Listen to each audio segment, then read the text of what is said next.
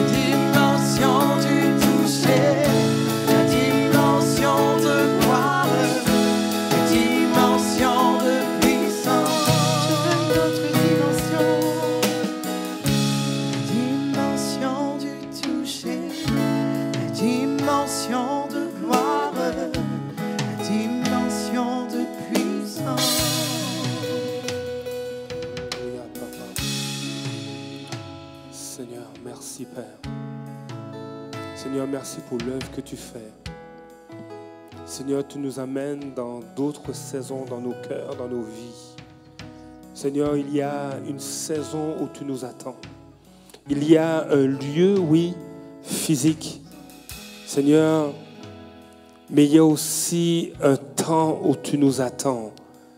Et Seigneur Père, nous voulons accourir dans ce lieu. Nous voulons vivre ce moment avec toi.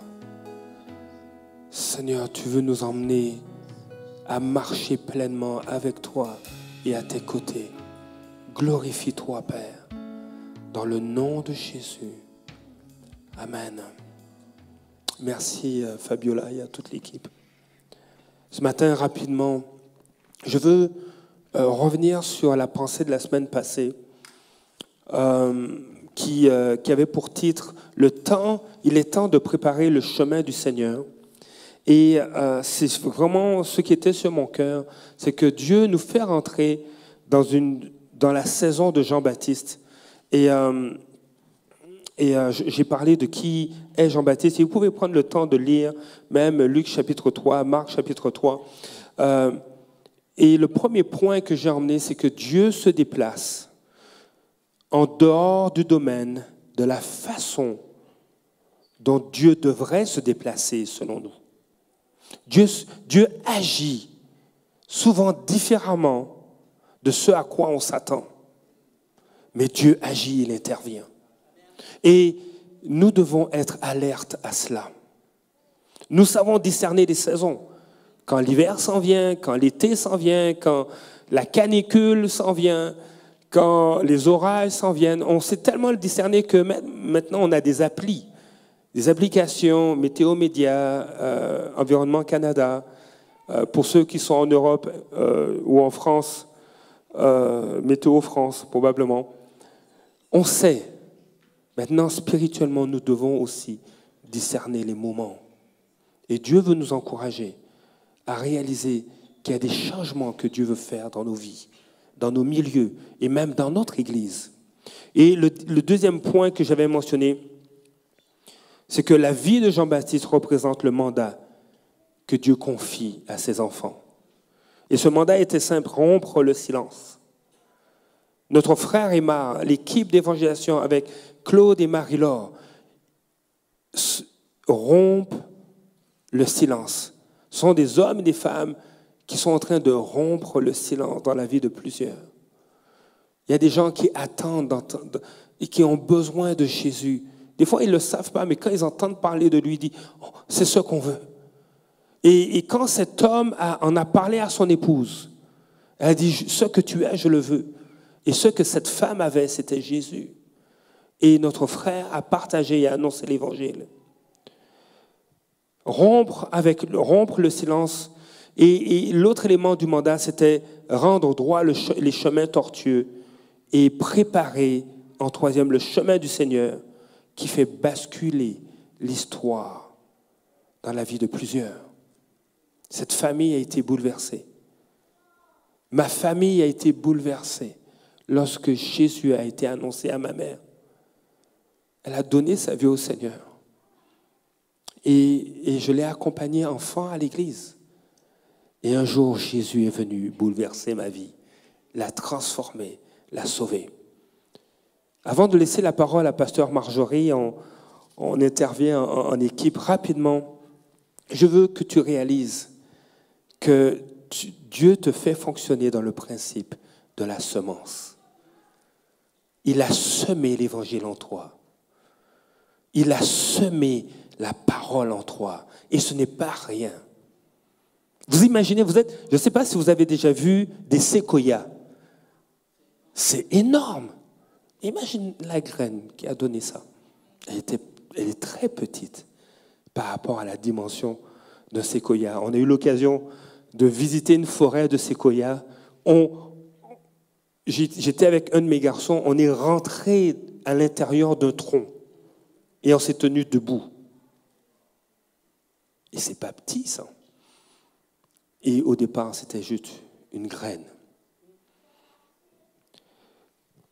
La parole de Dieu nous dit que Dieu a créé l'herbe portant de la semence ou les arbres fruitiers donnant du fruit selon leur espèce en ayant en eux leur semence sur la terre. Chaque arbre fruitier, chaque herbe qui a de la semence porte une semence qui lui est particulière. Et on voit dans Genèse chapitre 1, le verset 12, il dit « La terre produisit de la verdure, de l'herbe portant la semence selon son espèce, et des arbres donnant du fruit et ayant en eux leur semence selon leur espèce. » Laisse-moi te dire que la semence qui est en toi, c'est Jésus. C'est simple. Jésus est la semence. Et je terminais avec ce texte pour laisser la parole à Pasteur Marjorie. Dans Jean chapitre 12, du verset 23 au verset 26, c'est Jésus qui parle. Et il dit au verset 23, Jésus leur répondit, « L'heure est venue où le Fils de l'homme doit être glorifié. En vérité, je vous le dis, si le grain de blé Et je crois que ce verset s'applique à Jésus et il y a aussi une autre application. Mais en vérité, je vous le dis, si le grain de blé tombé en terre ne meurt pas, il reste seul, mais s'il meurt, il porte beaucoup de fruits. On s'arrête à ce verset. Jésus prend cette illustration pour parler de lui. L'heure est venue où le Fils de l'homme doit être glorifié. Il doit mourir. Et par sa mort, il va porter beaucoup de fils et de filles au salut. Il va porter beaucoup de fruits. Il est le grain de blé qui est tombé en terre et qui est mort pour que nous ayons la vie en lui.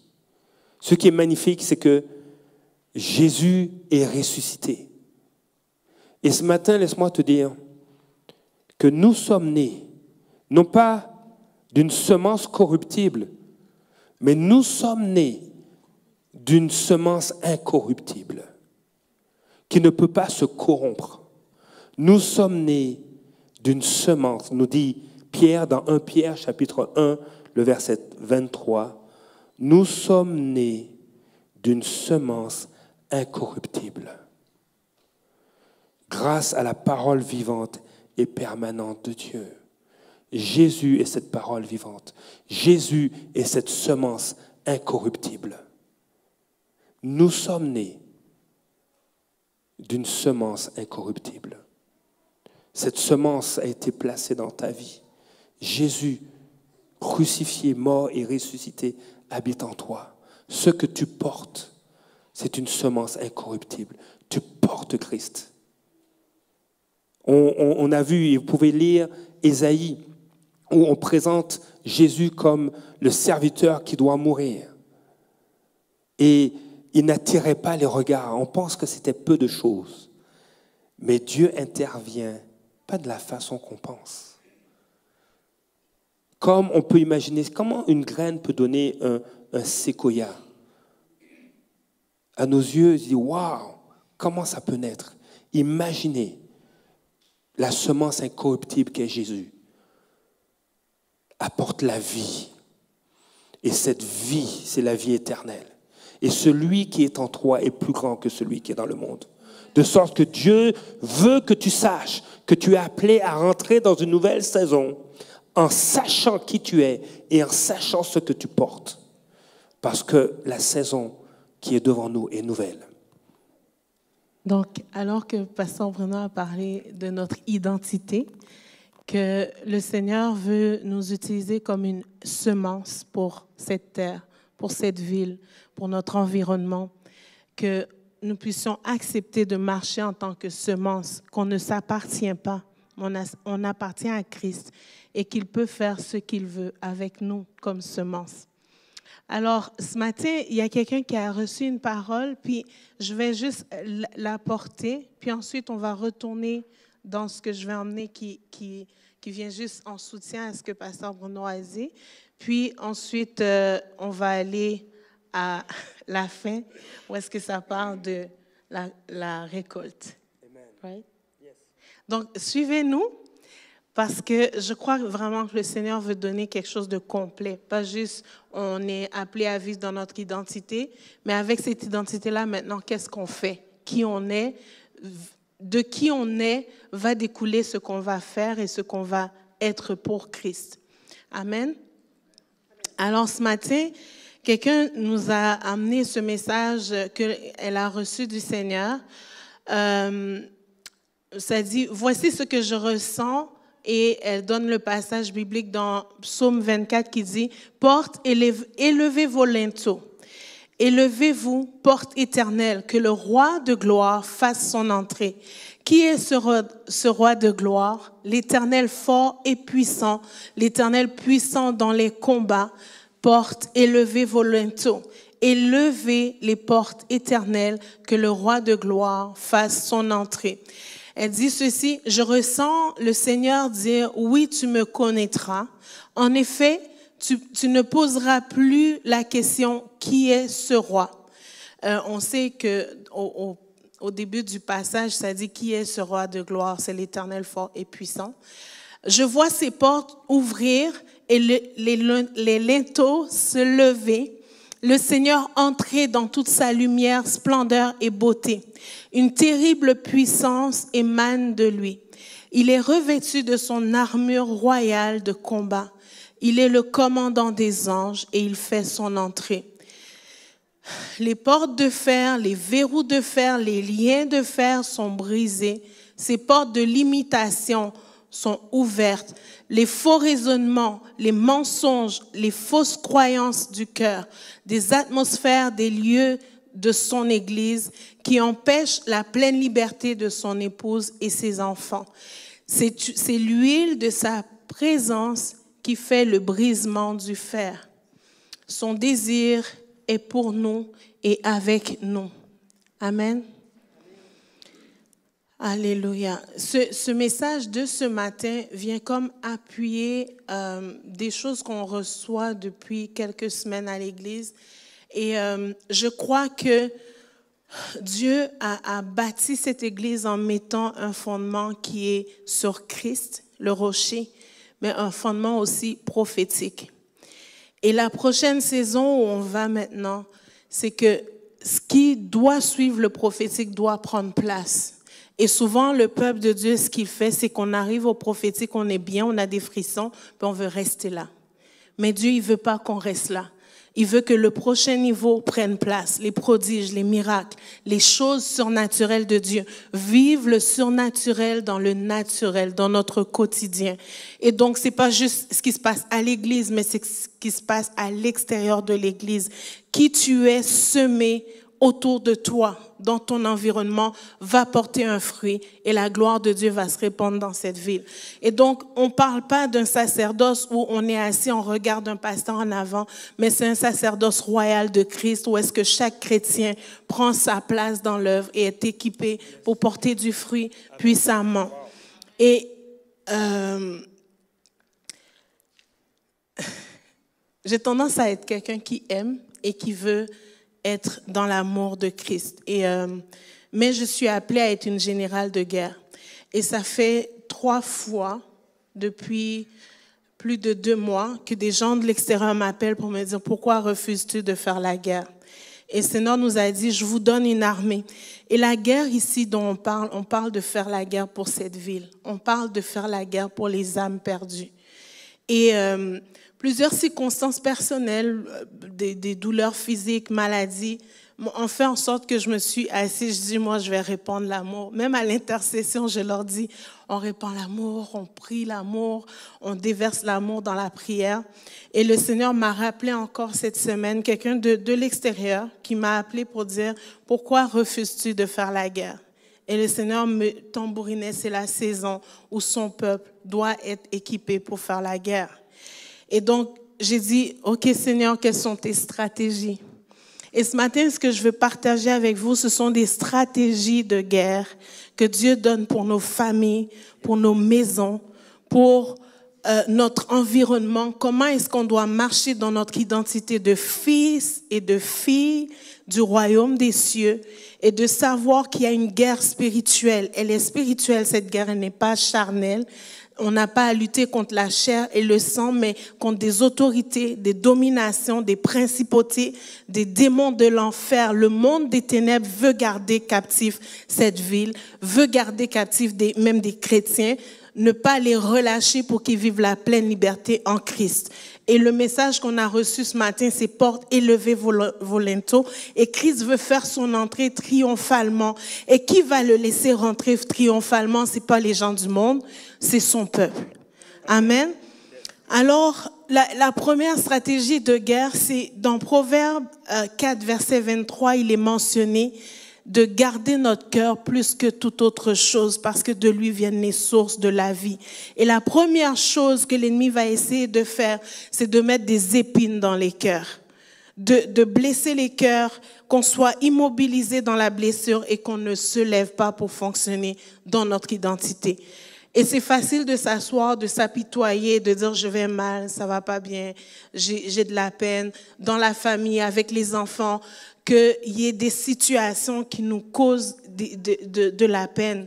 Et le Seigneur nous interpelle à ne pas rester là, à sortir de là et à marcher puissamment. Quand on est dans nos émotions, on n'est pas puissant spirituellement. Les émotions, on doit les donner à Christ, ne pas les nier. T'es fâché, t'es fâché. Va pas faire semblant que tu es joyeux parce que tu es fâché. Quand on est fâché, on est fâché. Dernièrement, j'ai dit ça à mes enfants. J'ai dit, je suis fâchée, je suis choquée. Voici comment je suis en ce moment, je suis fâchée. Et ils m'ont dit, pourquoi tu souris alors? Non, à l'intérieur, je suis fâchée. Je ne suis pas contente. Et c'est important de reconnaître ce qu'on ressent pour pouvoir le donner à Jésus. Et c'est ça qui fait en sorte qu'on grandit. Si on nie nos émotions et qu'on dit que tout va bien, mais c'est un mensonge là, ça va pas bien, Seigneur. Mais il y a un endroit pour le dire que ça va pas bien. Les lamentations dans la parole, c'est pas là pour rien. Il y a des prophètes qui se sont lamentés. Qui ont dit, tu nous as abandonnés, tu nous as laissés tout seuls. Comment ça se fait que je fais le bien puis c'est le mal qui m'arrive tout le jour? Les psaumes sont là pour ça, pour regarder comment va notre cœur et de l'emmener à Christ. Donc ça, c'est une première stratégie. Gérer les émotions, garder notre cœur plus que toute autre chose. L'ennemi, ce qu'il veut faire, c'est briser notre cœur. On n'est pas disponible pour la guerre si on est brisé à l'intérieur. Dis à ton voisin, mon cœur n'est pas une poubelle. Et le voisin répond, le mien non plus, ce n'est pas une poubelle. Pasteur Bruno fait l'application pastorale. Yes. Alors, comme notre cœur n'est pas une poubelle, on veille dessus. Ton cœur est un vase d'honneur. Amen. Il est en or. Tu en prends soin. Tu ne laisses pas des choses rentrer dedans qui vont le contaminer. Et s'il y a quelque chose qui est rentré, tu le retires. Tu dis, Seigneur, regarde, je suis en colère. Lui, je lui couperai la tête. J'en peux plus. Je suis vraiment... Et j'ai 3 petits points. Fâché. Seigneur, aide-moi. Amen. Et là, le Seigneur va te dire, pardonne. Ah, comment ça, il doit pardonner? Seigneur, je te manifeste ma colère d'abord. Je ne suis pas content. Il dit, OK, continue. Maintenant, qu'est-ce que tu penses qu'il faudrait faire? Et le Saint-Esprit va parler à ton esprit. Il va dire, je pense qu'il faut pardonner. Il y a un ami, je finis avec cette illustration-là par rapport au cœur. Il ne voulait pas accepter un emploi. Il ne voulait pas, il n'était pas content. Il dit non, ça ne paye pas assez. Et puis je vais être loin de mes amis. Et puis, je lui dis, ah oui, hein? Il dit, regarde, qu'est-ce qu'on fait? On peut prier par rapport à ça. Son cœur était... Il dit, non, je suis détaché, je ne veux rien savoir. Je ne veux même pas prier. Et puis, il dit, on va prier ensemble. On a commencé à prier. Et puis, je regardais sa face. Donc, ça va. Le Seigneur venait de lui parler. Il dit, tu acceptes cet emploi-là. J'ai un rendez-vous avec toi. Et il a dit oui. Il a veillé sur son cœur. On peut faire pareil. Je te laisse continuer. Amen. Alors, si jamais... En fait, veiller sur son cœur, c'est quotidien. Hein. C'est les situations de la maison, c'est les situations avec le travail, c'est les situations avec nos conjoints, nos enfants. C'est quotidien. C'est pas de laisser, ne laissez pas accumuler des choses pour dire à la fin de la semaine, je vais les traiter avec Jésus. Faites-le de façon quotidienne. Pourquoi? La Bible dit, ne te couche pas sur la colère. Donc, les émotions, le domaine des émotions doivent être géré de façon quotidienne. Ça, en fait, quand on parle de guerre, souvent, on a en tête qu'on est en train de crier face à l'ennemi. Mais si à l'intérieur, on n'a pas été solidifié, on perd notre autorité, on peut s'époumoner comme on veut, on perd l'autorité. Le fait de se gérer soi-même, de prendre soin de soi à l'intérieur, nous fait marcher dans l'autorité de Christ, de qui on est, notre identité dont Pasteur Bruno a parlé. Et là qu'on prend autorité face aux situations, les montagnes vont se déplacer. Amen. Alors, la deuxième stratégie, c'est la louange. Ne laissez pas les atmosphères autour de vous s'imposer à vous. Mais c'est à vous de renverser les atmosphères par la louange. Et la louange est une clé que le Seigneur a utilisée. En fait, la parole de Dieu, on nous dit que l'Ancien Testament, ce sont des leçons qu'on doit apprendre pour les appliquer aujourd'hui. Et souvent, on lit l'Ancien Testament comme des histoires, puis on ne tire pas leçon. Et donc, on marche comme si on n'avait pas un Dieu. Quand ça va pas et que l'atmosphère est difficile, envoie la louange devant l'armée. Dans 2 Chroniques, chapitre 20, verset 21, ça dit, « Puis d'abord avec le peuple, il nomma des chantres qui, revêtus d'ornements sacrés et marchant devant l'Éternel, célébraient l'Éternel et disaient, « Louez l'Éternel car sa miséricorde durera toujours. » Donner louange à Dieu, c'est de se rappeler ce qu'il a fait, même quand on est dans une atmosphère de détresse et de tempête. Notre vue et notre vision doit rester fixée sur celui qui fait l'œuvre et qui fait le travail en nous, et non sur la situation. Justement, c'est mon illustration. Cette nuit, j'ai fait un rêve. Et dans le rêve, je voyais quelqu'un assis, puis il y avait de la tempête autour, une tempête de sable, mais le sable ressemblait à des grains d'or. Et je comprenais pas. Et donc après, en tout cas, ça s'est coupé comme ça. Puis après, je me vois face à la personne, et puis Dieu me dit, parle à la personne. Quand je suis arrivée pour lui parler, là, j'ai vu une croix. Puis la personne était assise sur une des barres latérales de la croix, calmement. Mais le ciel était obscurci. Il y avait du vent, il y avait de la grêle, il y avait une grosse tempête. Lui était juste assis, calmement, il ne bougeait pas. Et Dieu m'a dit, tu lui diras que je l'ai rendu inébranlable. Dans les tempêtes, restez calme afin d'entendre Dieu. Et c'est à nous de changer l'atmosphère. Tu peux crier au Saint-Esprit tant que tu veux. C'est toi qui chasses l'ennemi, pas lui. Lui, il t'a donné les outils pour le faire. Tu prends autorité, tu emmènes la louange et tu déclares une atmosphère de louange autour de toi, dans la maison, dans la voiture. Mettez de la louange, chantez vous-même à Dieu. Chantez des paroles que vous ne connaissez pas, que vous laissez le Saint-Esprit vous inspirer des paroles de louange. Lui dire ce que tu penses en chantant. C'est important parce que tu es en train de non seulement d'établir l'atmosphère du ciel en toi, mais dans ton environnement. Et tu vas le ressentir qu'il y a un vêtement de louange qui se dépose sur toi. Pas juste en toi, mais sur toi. Amen. Alors, tu voulais parler? Oui. Alors, juste une deuxième illustration. La louange nous fait du bien. Pourquoi? En fait, c'est un effet secondaire. C'est juste un effet secondaire. Tu prends une petite pilule puis pour quelque chose, puis tu te sens un peu reposé, c'est un effet secondaire. La louange appartient à une seule personne. Amen. Elle appartient à Dieu. Okay? Et quand tu l'adores, quand tu reconnais qui il est, ce qu'il a fait, Dieu prend plaisir à cela. Et il vient te voir. Amen. Et il te dit, j'aime ce que tu es en train de dire. Et juste cette déclaration a un impact sur ta vie. Et là, tu te sens bien, tu te sens en paix. C'est un effet secondaire. C'est comme des parents qui achètent une maison et qui donnent les clés de la maison à leur enfant. La maison est à qui?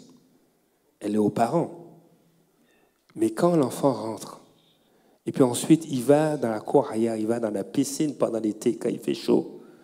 Il est au bénéfice de ce qui appartient à ses parents. Quand Dieu te dit, tu me loues, tu m'adores, je veux que tu viennes dans ma présence. Tu es au bénéfice de la piscine du royaume des cieux. Tu es au bénéfice de la présence de Dieu. Parce qu'il est digne d'être adoré. Voilà. Je peux aller? OK. Troisième stratégie, répandez l'amour autour de vous. La parole de Dieu nous mentionne que dans Matthieu 7, verset 12, ça dit « Ce que vous voulez que les hommes fassent pour vous, faites-le de même pour eux. » Ça, c'est une façon de se servir les uns les autres. Mais aussi, Romains 13, verset 8 dit que tout ce qu'on doit aux hommes, c'est de les aimer. Donc, ça, c'est un ordre du Christ, d'aimer les gens. Donc, aimez les gens. Ne nourrissez pas de haine dans le cœur, parce que la haine vient du diable. Et la hargne vient du diable. Ne laissez pas de racines d'amertume et de haine prendre place en vous, parce que à ce moment-là, on se met à travailler dans le camp de l'ennemi. Et donc, répandez l'amour le plus que vous pouvez. Parfois, j'ai un de mes fils, quand il se met en colère, je lui dis, tu sais, je t'aime. Il dit, ah, je sais que tu es. Je t'aime. Je répète jusqu'à ce qu'il se calme. Puis, je t'aime. Puis il dit, oh ben là, on sait que tu nous aimes, puis il s'en va. Mais répandez l'amour. Le plus qu'on peut aimer les gens, on ne perd rien en aimant les gens. OK? Et tu veux dire quelque chose? Et on veut se souvenir, 1 Corinthiens 13, ça dit, si je parlais la langue des anges, si je donnais tous mes biens, si je n'ai pas l'amour, je ne suis rien. Je suis comme une cymbale qui résonne. Et c'est important. L'amour ne regarde pas ses propres intérêts.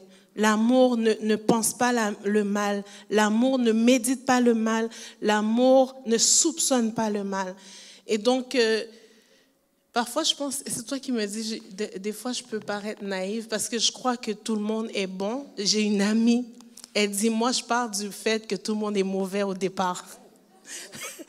Elle dit, le cœur humain est tortueux par-dessus tout. Je dis, je crois que ceux qui sont en Christ, par l'amour de Dieu, ils ne veulent pas me faire du mal au départ. Je veux croire, même avec mon mari, des fois, je dis, je veux croire que même si je suis blessée par toi, ton but au départ n'était pas de me faire du mal. Amen. Donc, ne soupçonnez pas le mal, mais aimez, semez l'amour. Ça ne vous empêche pas de faire la guerre spirituellement aux esprits méchants, mais d'aimer les hommes. Puis de reconnaître que le mal vient du malin et non des hommes. C'est important. OK? On est avec des frères et sœurs. Et en Christ, on est frères et sœurs. Éphésiens 6, 12, 18, ça va mentionner de rester ferme. Ça, c'est mon 4e. C'est ça, hein? Tes 3 premiers points. Mon premier point, c'est garder son cœur plus que toute autre chose. 2e point, vivre une vie de louange, répandre la louange autour de soi et mettre la louange au devant de l'armée. Répandez l'amour. 3e point. Tu veux t'assurer que je connais mon truc? Et résister fermement après avoir tout surmonté. Éphésiens 6, 12 à 18 dit quoi? Car vous n'avez pas à lutter contre la chair et le sang, mais contre les dominations, les autorités dans les lieux célestes, les esprits méchants. L'ennemi ne vous veut pas du bien. Et donc, prenez vos armes spirituelles. Et j'ai déjà parlé de ça, que les armes spirituelles dont on prend, quand on regarde le texte biblique, ce sont des comportements dont le Seigneur nous parle. Le fruit de l'esprit fait partie des armes spirituelles qu'on a. Le zèle de l'évangile, quand tu témoignes, c'est une arme que tu utilises. La parole de Dieu mentionne dans Apocalypse qu'ils ont vaincu par la parole de leur témoignage. Et donc, si on lit la Bible avec les yeux que le Seigneur nous révèle c'est quoi les armes spirituelles, on va saisir des clés dans notre comportement afin de faire... Puis, j'aime pas dire qu'on fait la guerre parce qu'on a déjà vaincu. Donc, on doit marcher dans notre autorité et marcher selon les choses que Dieu nous a déjà données et qu'on aille les saisir et les appliquer sur terre. Amen. Alors, après avoir tout surmonté, il faut tenir ferme. Même quand tu vois que la bataille semble gagnée, il faut tenir ferme. Et là, on parle aux situations, on parle aux choses qui vont se manifester physiquement. Mais tu sais que ton combat, il est spirituel. Et que la Bible dit quoi? Dieu va parler à Caïn, il va dire, il y a le péché, il veut dominer sur toi. Mais toi, fais attention. Le péché se couche à ta porte, mais toi, fais attention. Domine sur le péché. Et donc, il y a des clés que Dieu donne dans la parole. Si on réalise que c'est là et qu'on les applique dans notre vie, ça augmente notre autorité spirituelle. Ça va? Oui, ça va. Pendant que tu prépares le dernier point, oui. Vous savez, il est écrit dans Éphésiens, revêtez la cuirasse de la justice. Oui. Dieu n'aime pas l'injustice. Toute injustice est en horreur pour Dieu. Mais quand on se revêt de la cuirasse de la justice, qu'est-ce qu'on est en train de dire? Seigneur, je veux marcher dans la justice. Je vais être juste. On place la justice au-dessus de nous. Il y a des situations dans ma vie où j'aurais aimé être injuste. Il y a des situations que j'ai connues, oui, j'aurais aimé en image gifler quelqu'un, couper sa tête, ne plus le voir ou ne plus la voir. C'est sur Internet. OK? Mais ça, c'est en image, pas en réalité. OK? Je veux plus te voir, je veux plus te parler. Ciao, bye. On se parle plus. Mais quand on veut marcher dans la justice, dis, my Seigneur, la justice est au-dessus de moi. Seigneur, je veux l'aimer. Elle, là, je veux l'aimer. Cette personne qui a mal parlé à mes enfants, oui, je prends position, mais je veux l'aimer. Je veux être juste. Et quand on porte la cuirasse de la justice, on côtoie des gens et on est juste envers eux. On laisse un témoignage. On laisse un impact. Et la faveur de Dieu nous poursuit parce qu'on s'aligne avec le fait qu'il déteste l'injustice. Okay? Alors, pourquoi j'ai parlé de comportement, de stratégie qu'on doit appliquer dans nos propres vies? C'est parce qu'on va prier ensemble et on va faire la guerre ensemble pour nos familles et on va déclarer la parole sur nos familles. On va déclarer la vie là où il y a besoin de vie. On va intercéder ensemble. Et donc, quand on dit intercéder, c'est on ouvre la bouche et on prie pour quelqu'un d'autre. Ça peut être pour nos enfants, ça peut être pour les voisins, ça peut être pour quelqu'un de la famille qui est malade. On a plusieurs cas en ce moment de missionnaires qui sont revenus, qui sont malades, qui ont besoin d'intercesseurs. Et Dieu, il a dit qu'il veut nous donner une équipe d'armée. Et une armée, ça doit être équipé. Donc, on vous a parlé par rapport au comportement tout à l'heure, alors qu'on va prier. S'il y a des choses dans vos cœurs, dans vos vies qui ne vont pas bien, juste prenez-les, puis remettez-les à Jésus, demandez pardon, puis levez-vous, puis on va prier ensemble. Parce que alors que vous êtes aligné avec Dieu, vous avez demandé pardon, l'accusateur des frères n'a aucun droit de venir vous accuser devant le juge qui est Dieu. Dieu, c'est aussi un juge. C'est pas juste le bon papa. Et donc, quand on fait des choses, ça donne le droit à l'ennemi d'aller nous accuser devant le trône. Et si Dieu peut pas nous défendre, il défendra pas. Right? C'est clair? Et là, ça, c'est juste un principe de guerre. Donc, on va juste mettre nos cœurs clean. C'est pour ça qu'on dit quoi? Au départ, gardez vos cœurs plus que toute autre chose. OK? Alors, tout à l'heure, on va prier de façon stratégique pour nos familles, pour la protection, pour cette église, pour cette ville. Mais quand on va prier, vous allez savoir qui vous êtes et dans quoi vous marchez comme autorité. Right? Ça va?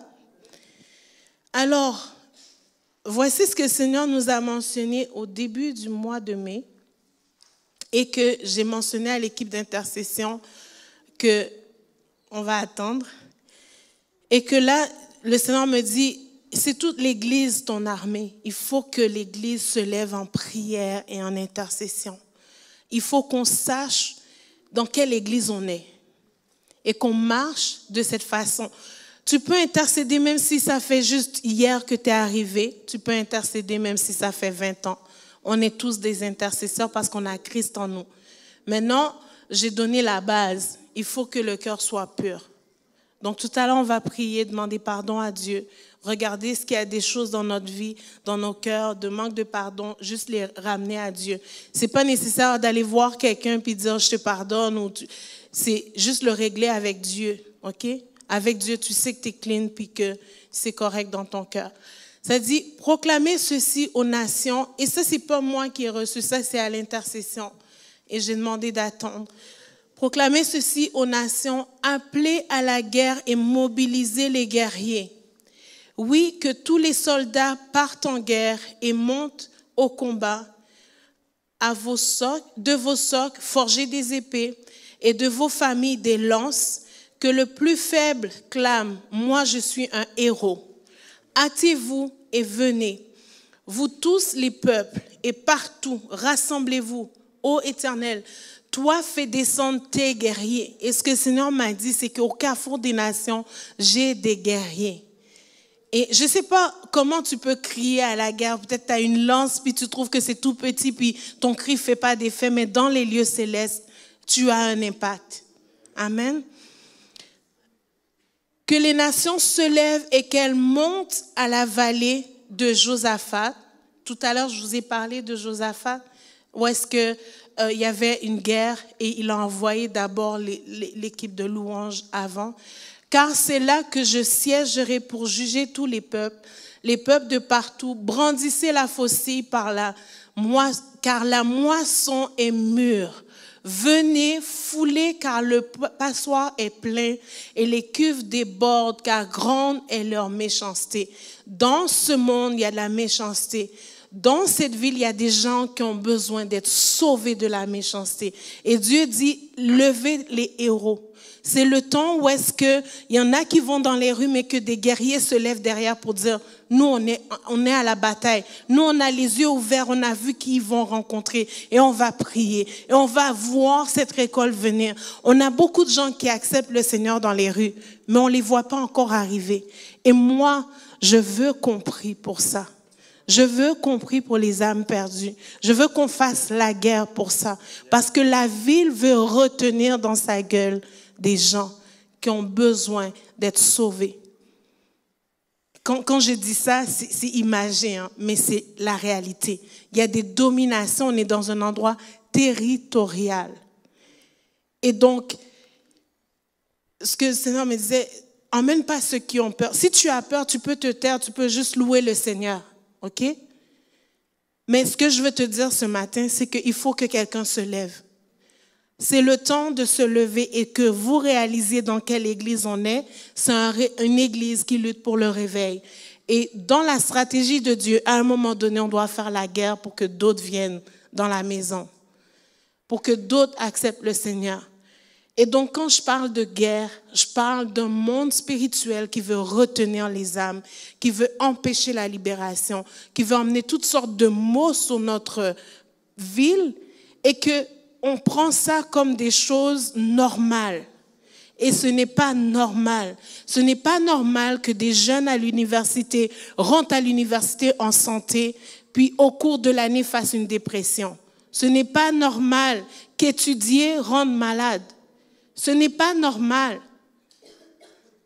Ce n'est pas normal, les amis, ce n'est pas normal. On est dans une ville où est-ce que les gens viennent en santé dans la ville et tombent malades, sont fatigués, épuisés. Je parlais avec des jeunes adultes, puis elles me disaient, je suis épuisée. Mais j'ai dit, tu fais quoi pour être épuisée à ce point-là? C'est pas normal. Il y a une atmosphère spirituelle qui est là, qui alourdit, qui emmène un accablement spirituel. Et si nous, chrétiens, on ne se lève pas pour dire que c'est assez, ça va demeurer. Et on va lutter pour des âmes. Les gens vont dire oui avec nous. Ils vont se tourner rendus chez eux. Ils ont déjà changé d'idée à la moitié du chemin. Parce qu'il y a un esprit de l'air qui nous fait la guerre.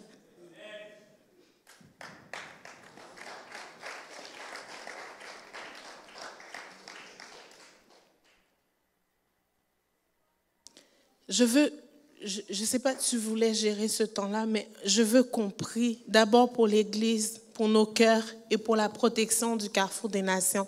Parce que la prochaine saison où on va, le Seigneur m'a dit, c'est dimanche passé, je l'ai partagé à l'intercession, il m'a dit, monte ici, vous êtes restés assez longtemps dans la vallée. Vous êtes restés assez longtemps au niveau humain à regarder les choses avec des yeux humains. Monte ici et commence à voir spirituellement ce qui prend place. Et on a besoin de se lever. La semaine passée, on avait Tommy Zito, puis c'est ce qu'il disait, il y a une guerre pour cette ville. Et c'est fou parce que ce qu'on a reçu à la prière, Marie-Laure a reçu la même chose, Tommy Zito, la même chose. J'entendais les mêmes phrases se répéter, que dans la louange, il y aura une percée. Mais pour que ceux qui font la louange aient la percée, il faut que ceux qui intercèdent, intercèdent. Pour que ceux qui intercèdent voient la percée, il faut que ceux qui sont appelés à aller, aillent. Ceux qui sont appelés à relâcher la vie par la prophétie doivent le faire. Il y a une intimidation qui est là pour faire taire les enfants de Dieu. Aujourd'hui, je dis que ça suffit.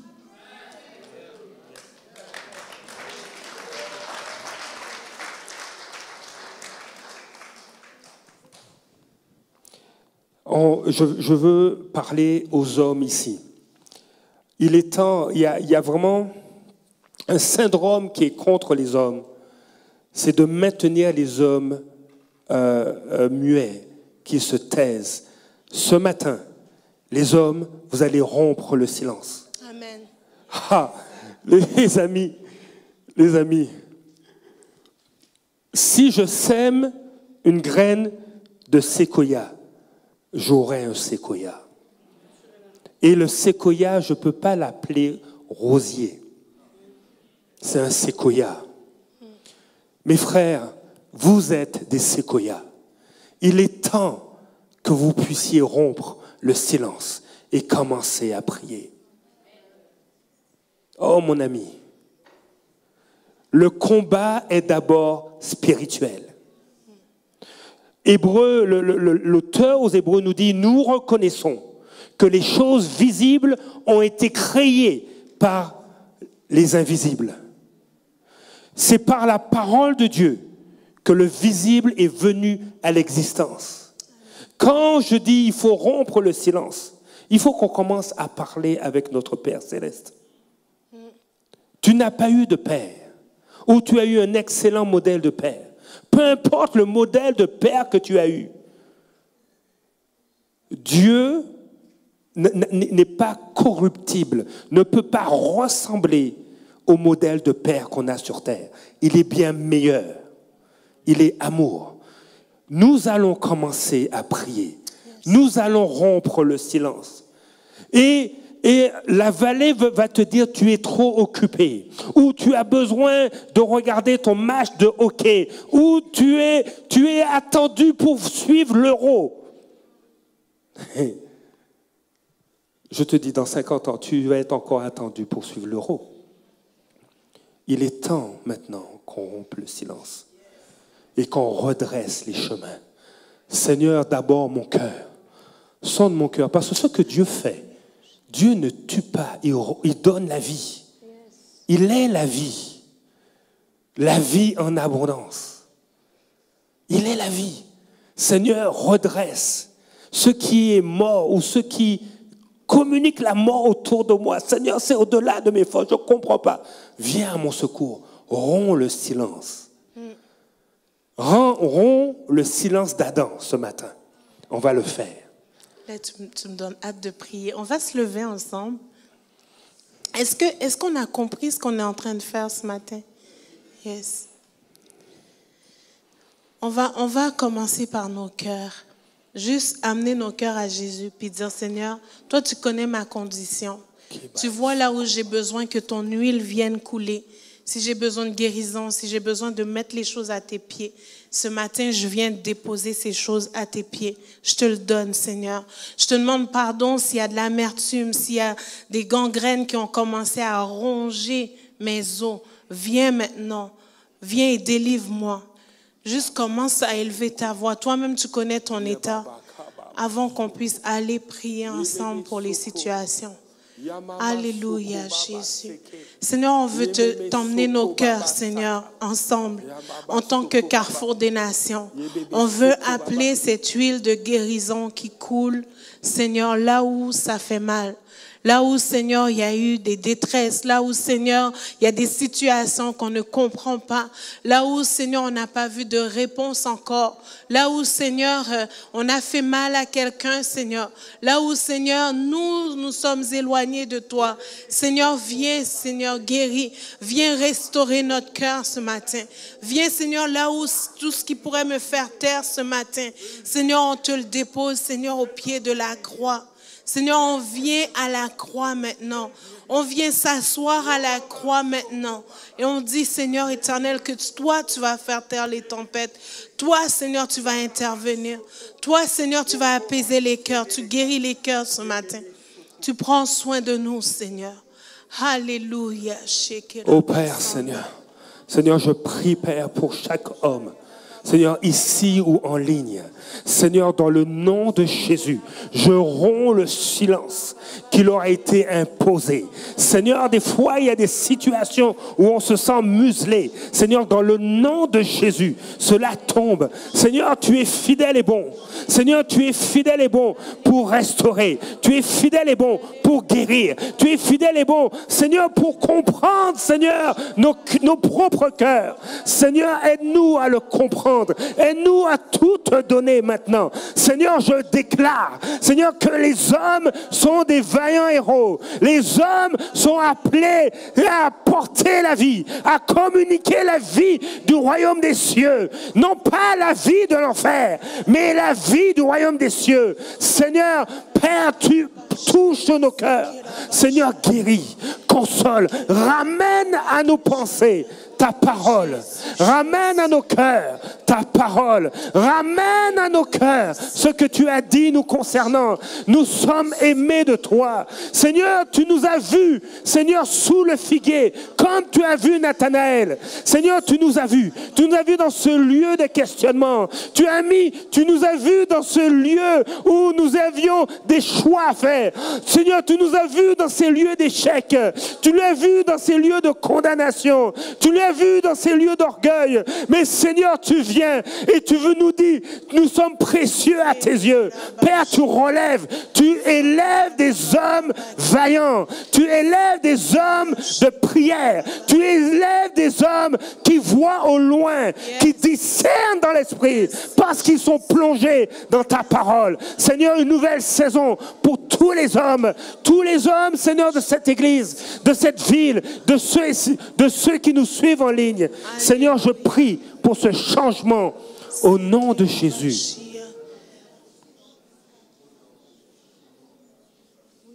Alléluia. Seigneur, on veut remplacer, Seigneur, les faux raisonnements par l'armure royale, Seigneur. Yes. On veut remplacer maintenant, Seigneur, les fausses croyances par la vérité et la splendeur de Dieu et la lumière de Christ. On veut remplacer maintenant, Seigneur, les limitations, Seigneur, par une pleine liberté venant d'en haut. Seigneur, cette huile qui brise le joug, Seigneur. On veut, Seigneur, remplacer, Seigneur, tout ce qui nous rend, Seigneur, captifs par ta lumière, Seigneur Jésus. Que cette lumière qui émane de ta puissance puisse couvrir chacun dans ce lieu. Seigneur, tu viens revêtir d'une armure royale. Tu restaures les armures maintenant, Seigneur. Tu restaures les souliers, Seigneur, du zèle de l'évangile. Seigneur, tu restaures, Seigneur, la ceinture de vérité. Tu restaures, Seigneur, l'épée de l'esprit dans chaque vie maintenant. Seigneur, tu restaures, Seigneur éternel. À certains, tu donnes même des genouillères, Seigneur. Tu les remplis, Seigneur. Tu les équipes.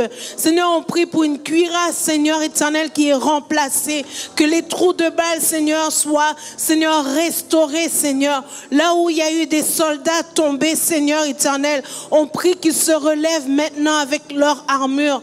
Dans le nom de Jésus, que leur armure brille comme ta lumière, Seigneur. Que les liens, Seigneur, qui étaient des verrous de fer soient brisés maintenant. Dans le nom de Jésus. Seigneur, tu te lèves, papa. Dans les pensées, Seigneur, on prie pour un casque remplacé par un casque du salut, Seigneur. Un casque du salut qui restaure la joie du salut dans les vies. Maintenant, Seigneur, que toute accusation cesse au milieu de nous. Dans le nom de Jésus, que tout lieu où l'ennemi a voulu, Seigneur, briser, accuser, acculer au mur, prendre, nous voler ou même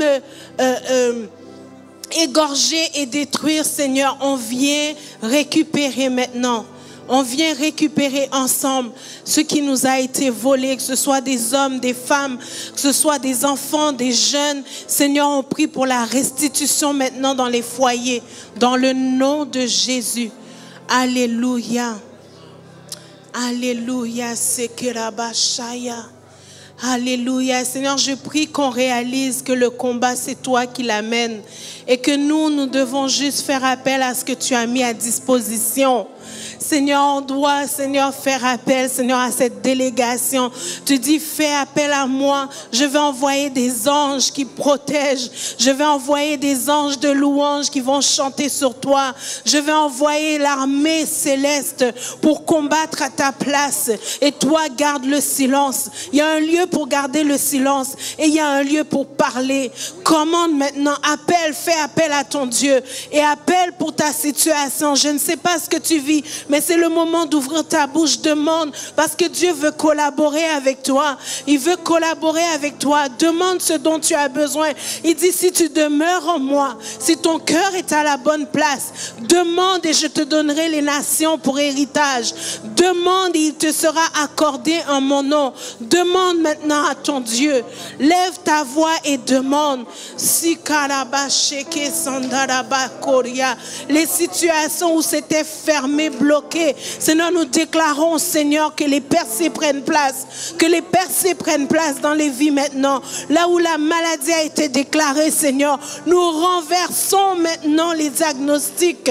Nous renversons les diagnostics de maladie. Nous renversons les diagnostics de cancer. Nous renversons les diagnostics de fibrome. Seigneur, de kystes aux ovaires. Nous renversons ces diagnostics maintenant. Au nom de Jésus, toi, tu connais les familles. Tu connais, Seigneur, chaque foyer, Seigneur. Nous renversons la division dans les couples.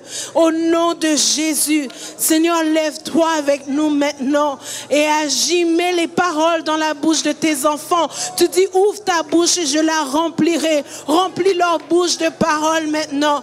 Remplis leur bouche maintenant. Sokorabake, Shikarabai, Sandarabaki, Arabai Seke.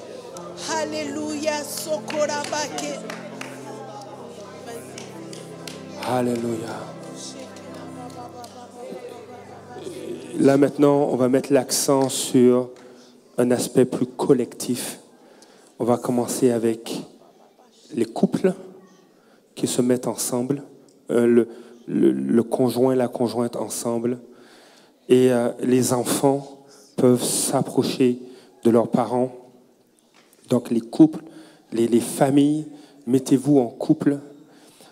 Si tu es célibataire, et quand je parle des familles, j'inclus les parents. Si tu es célibataire, tu te mets avec une amie, femme avec femme, homme avec homme. Tu te mets, si tu es célibataire, si tu es seul, tu te mets avec un frère.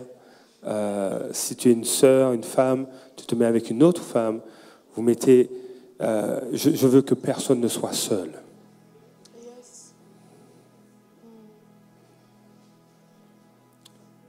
Personne. Si vous êtes 3 filles qui sont seules, mettez-vous les 3 ensemble. Vous êtes 4 filles, mettez-vous les 4 ensemble. Okay. Je veux que personne ne soit seul. La parole de Dieu mentionne que ceux qu'on bénit seront bénis. Ce qui est lié dans les cieux est lié sur la terre. Ce qu'on délie est délié aussi. Donc, que vous puissiez juste commencer par bénir les uns les autres. Seigneur, je bénis ma sœur. Je déclare que tu vas agir dans sa vie. Juste commence à bénir quelqu'un. Sokorabake shaya sandarabakia. Seigneur, je bénis mon mari, je bénis ma femme, je bénis son travail, je bénis l'œuvre de ses mains, je bénis ses pieds, là où il va, que ce soit béni. Seigneur, tu bénis les enfants, Seigneur. Tu bénis, Seigneur, que leur coupe déborde, Seigneur Jésus. Tu bénis, Papa. Manifeste-toi dans les familles, Seigneur. Glorifie ton nom. Alléluia. Manifeste-toi, puissant Père. dans les vies, Seigneur. Seigneur, ces hommes avec leur épouse se tiennent en faveur de leur épouse. Seigneur, ils se tiennent devant toi. Et Seigneur, ils appellent, Seigneur, ta faveur sur leur conjointe. Seigneur, ils sont dans un lieu où, Père, tu pardonnes la faute, Père. Tu pardonnes les manquements. Et Seigneur, tu restaures. Seigneur Père, nous voulons commencer par la prière. Nous voulons commencer en tant qu'hommes par la prière. Seigneur, tu étends ta main. Seigneur, merci pour les épouses qui prient pour leurs conjoints. Seigneur, elles déclarent la force. Elles déclarent la sagesse. Elles déclarent, Seigneur, un renouvellement de l'intelligence, des stratégies pour le travail. Seigneur, dans le nom de Jésus, elles bénissent. Elles bénissent leurs conjoints. Seigneur, les enfants sont bénis par leurs parents. Seigneur, les parents déclarent que le plafond de leur vie va devenir le plancher de la vie de leurs enfants. Et ils iront plus loin. Seigneur, les parents bénissent leurs enfants. Seigneur, merci pour les enfants que tu nous donnes. Merci pour leur unicité. Ils sont uniques. Uniques par leur personnalité. Uniques par leur talent. Uniques par la façon qu'ils voient le monde. Seigneur Père, nous bénissons nos enfants. Seigneur, tu leur donnes du succès. Seigneur, alors que nos enfants jouent, que ce soit en ligne ou, Seigneur, dans des sports, Seigneur, accorde-leur le succès. Seigneur, accorde-leur, Seigneur, qu'ils prennent plaisir à jouer devant toi, Père. Qu'ils jouent devant le roi des rois. Qu'ils jouent, peu importe la plateforme, que ce soit pour ta gloire. Seigneur, tu bénis nos enfants dans leurs études. Alors qu'ils étudient avec toi, Papa. Sois à leur côté. Tu suscites tes anges à leur côté. Tu les conduis, Saint-Esprit, à persévérer. Seigneur, merci pour les temps en famille. Merci pour les temps entre amis. Nous déclarons la vie. Nous déclarons la vie, Seigneur, pour ceux qui sont seuls, qui sont célibataires. Père, j'appelle la vie, la grâce. Seigneur Père, Seigneur, tu as un avenir fait de paix et de bonheur pour les célibataires. Tu as un avenir, Père. Tu déclenches cela. Seigneur Père, tu les places non pas dans la vallée, mais sur la montagne, qu'ils voient selon ta perspective. Seigneur, qu'ils marchent dans leur identité de fils et de filles du roi des rois, dans le nom de Jésus. Seigneur, alors qu'ils regardent à toi, tu apportes la guérison. Tu apportes la guérison. Ce qui a été des blessures, Seigneur, tu les cicatrises pour ta gloire. Seigneur, tu fais d'eux de vaillants héros. Seigneur, tu leur donnes le bouclier de la foi. Tu donnes le petit et le grand bouclier. Seigneur, tu donnes l'âme préférée du Saint-Esprit. L'épée de l'Esprit, la parole de Dieu. Face à des décisions, Seigneur, qu'ils regardent dans ta parole. Qu'ils t'écoutent à travers ta parole. Qu'ils portent attention à ce que toi tu dis.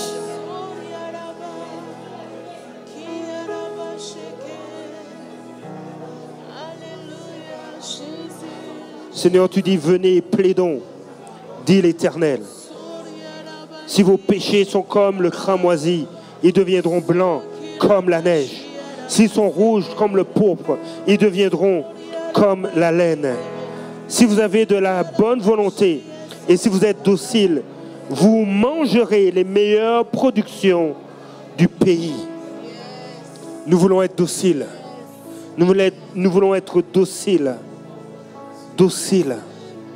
Seigneur, que cette ville soit docile et non rebelle. Seigneur, nous ne voulons pas résister. Parce que nous ne voulons pas être dévorés par le glaive. Mais nous voulons être dociles entre tes mains. Seigneur, nous voulons apporter la vie. Nous voulons te dire oui à ta direction. Nous voulons nous fortifier et prendre courage. Nous fortifier et prendre courage. Nous fortifier et prendre courage.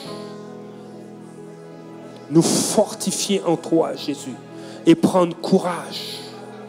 Même si je suis un enfant, je me fortifie en Jésus et je prends courage. Seigneur Jésus, tu es plus fort que les super-héros. Tu es plus fort, Jésus, que les super-héros. Tous réunis, tous imaginables, dans le passé, dans le présent ou dans l'avenir. Tu es plus fort que tous ces héros imaginables. Yes. Jésus. Et c'est sur toi que je m'appuie. C'est avec toi que je marche. Tu es mon ombre. Tu es mon ombre à ma main droite. Seigneur, je sais que je suis près de toi. Seigneur, à l'école, tu es là. Tu es mon ombre à ma main droite. Seigneur, je te dis merci pour les jeunes gens, pour ceux qui sont seuls, parce que tu es Dieu avec nous. Tu es Dieu avec nous et tu es avec eux. Je te dis merci pour les couples, parce que tu es celui qui veille. Tu es celui qui est là au milieu d'eux. Tu les soutiens. La sagesse crie. Elle crie. Tu cries, tu dis venez. Venez prendre instruction. Jésus, tu cries. Tu dis viens. Viens avec ton épouse. Viens avec ton époux. Et je vous donnerai instruction. Je vous communiquerai sagesse. Parce que je veux votre bien. Je veux que mon nom soit glorifié. Je veux que mon nom soit élevé. Viens. Alléluia. Alléluia. Alléluia. Voici ce qu'on va faire. On aime déclarer la parole. On va déclarer le psaume 121 sur nos familles. Et on va le faire ensemble. Si on peut afficher le psaume 121, version Louis II. C'est plus facile pour ceux qui l'ont appris par cœur. Alléluia. On va le faire ensemble à 3. 3. Je lève les yeux vers les montagnes, d'où me viendra le secours. Le secours me vient de l'Éternel qui a fait les cieux et la terre. Il ne permettra point que ton pied chancelle. Celui qui te garde ne sommeillera point. Voici, il ne sommeille ni ne dort, celui qui garde Israël. L'Éternel est celui qui te garde. L'Éternel est ton ombre à ta main droite. Pendant le jour, le soleil ne te frappera point, ni la lune pendant la nuit. L'Éternel te gardera de tout mal. L'Éternel gardera ton âme. Il gardera ton départ et ton arrivée dès maintenant et à jamais. Amen.